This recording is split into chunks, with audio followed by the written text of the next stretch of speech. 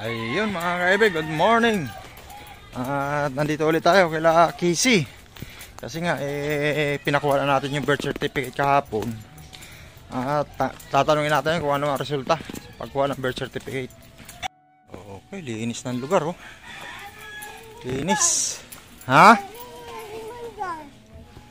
Oh, Casey.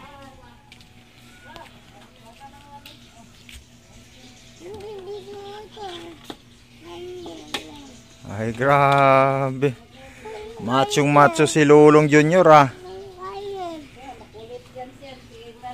O ano, yari na? Sir, ang ito palang problema, ang nakalagay, panuhan binyagan palayan si Casey, tapos anuhan pa ng national ID, sir. Yun ang kailangan kasi. Oh. Ang lumabas. Office of the Register General, Casey Habel, Opo. Birthday niya, August 5, Opo. 2006. Kaluukan. Ano pang kanito? Binyag na lang, kulang pa. Opo, Tapos, okay na, humikwa na siya. Pag nabinyagan na, nasa register, Philippine Statistics Authority, Mr. and Mrs. Nilisa Habel, Please the inform that your request for copy insurance document is not available. Wala naman, is not available in the registered system. Hindi pa available. Kasi sabi sa akin, pabinyagan mo na, tapos anuhan pa si Casey ng national ID, sir. Tapos pag nakumpleto na daw lahat ang mga requirements, dadalhin ko daw to sa sa City Hall ng Caloocan. Pag nakakuha na, pag nabinyagan. Opo, ipakita. Tapos national ID ang kailangan. Opo, ipakita ko lang daw to doon po. Ipapakita mo lang. Yun, ibig sabihin. Yun ang sinabi sa akin. Papabinyagan at kukunan ng national ID. Opo, yun ang sinabi sa akin.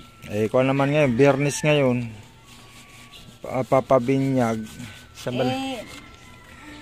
Saan ba natin nag-ano ako diyan kay Ate Bia, nagtanong ako kasi kasi daw yung mga anak niya kuhaan daw niya ng birth certificate. Nagtanong ako.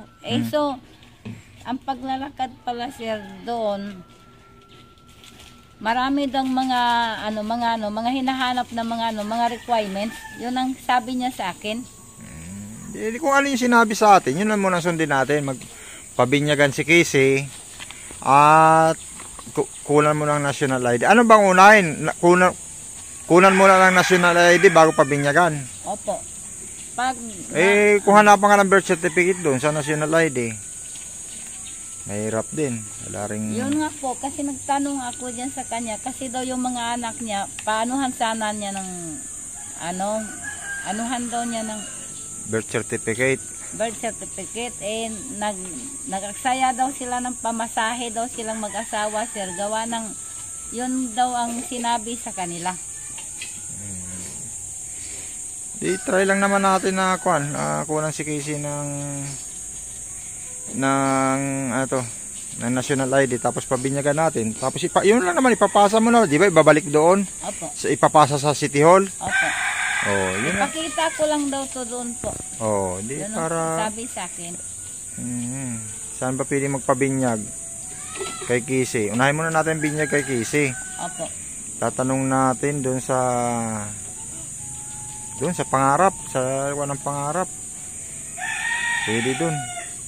Tanong natin. Ano bang ginagawa niya si Casey sa loob at ayaw lumabas?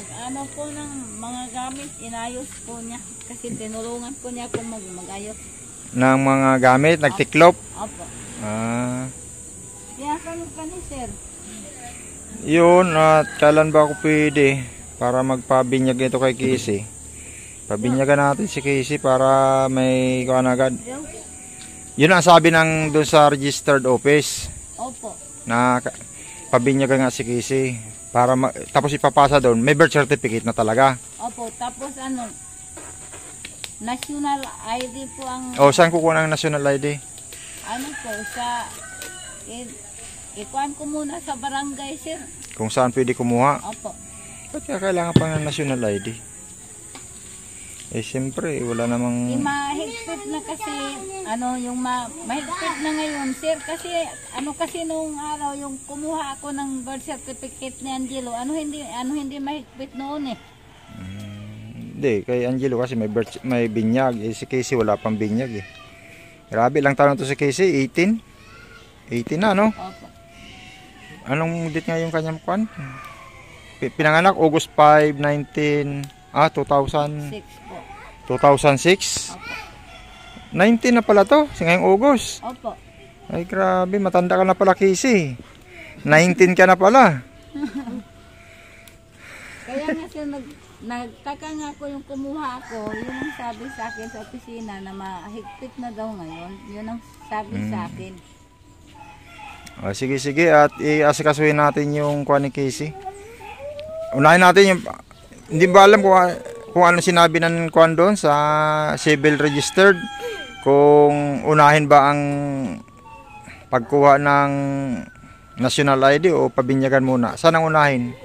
Anuhan mo muna siya sir ng binyag, pabinyagan mo na pagkatapos ng binyag, anuhan na siya ng Oo. Ay, sige. national ID para makakuha siya ng birth certificate. Oo, sige. Pabinyagan natin si Casey. No? Okay, sige. Sa ako na lang tayo magkuhan. Kasi bukas, Sabado, tapos ngayon, alanganing oras naman. Sa Monday, lakarin natin yung kung ano yung sa binyag ni Casey. Ano? Sige, Casey. Oh, bye-bye. Thank you po.